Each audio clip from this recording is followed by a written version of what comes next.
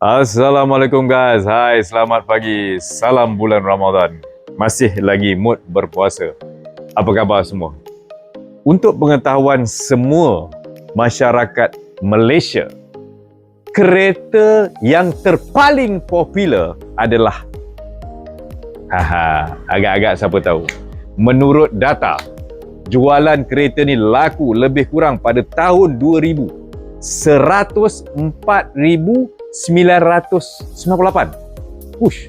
Banyak unit yang terjual di Malaysia. Sekitar 3 tahun. Paling banyak. Inilah dia. Top sale atau kereta paling popular di Malaysia. Pro 2 Beza. Kenapa Pro 2 Beza ni sangat-sangat popular guys? Sebab kereta ni jimat minyak satu. Dan kereta ni sesuai untuk dibuat e-hailing atau buat Grab lah, selesa lah. Sebab minyak jimat, kereta selesa.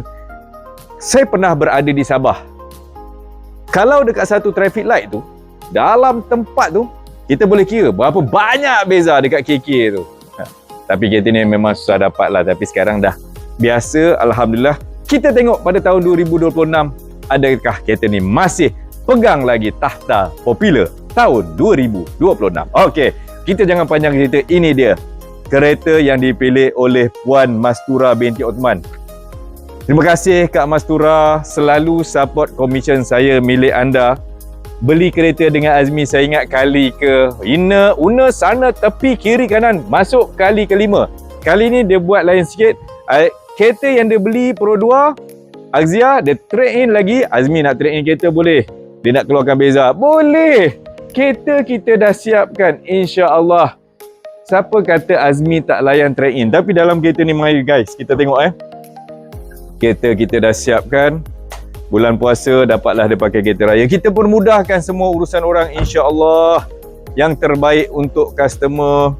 Kalau kita tengok bonet belakang, kita dah bagi door trip. Oh tak boleh. Oh tak boleh buka tapi tak berbiarkan. Mari sini kita tengok bonet belakang pula. Kita tengok bonet belakang. Bonet belakang kita dah siapkan sekali dengan komplit dengan boot tray. Komplit semua kita dah siapkan. Kereta untuk Pro 2 Beza AV ni datang dengan dah siap tinted. Komisen saya milik anda, kita layan penyerahan kereta kepada Puan Mastura. Terima kasih Kak Mas. Kali kelima support komisen saya milik anda. Jom.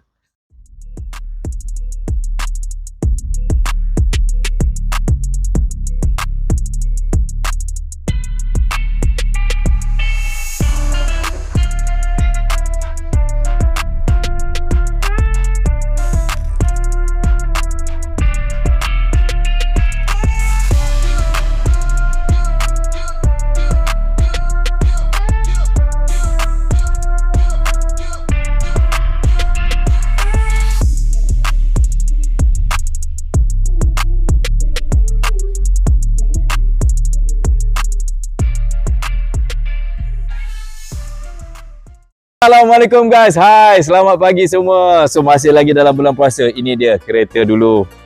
Kak Mastura beli dengan saya 2018. Berkhidmat dengan beliau, akhirnya trade in kereta satu lagi. Kereta ni kita ambil dan kita akan kereta. Siapa nak beli kereta Pro 2 Axia? Roger dengan Azmi.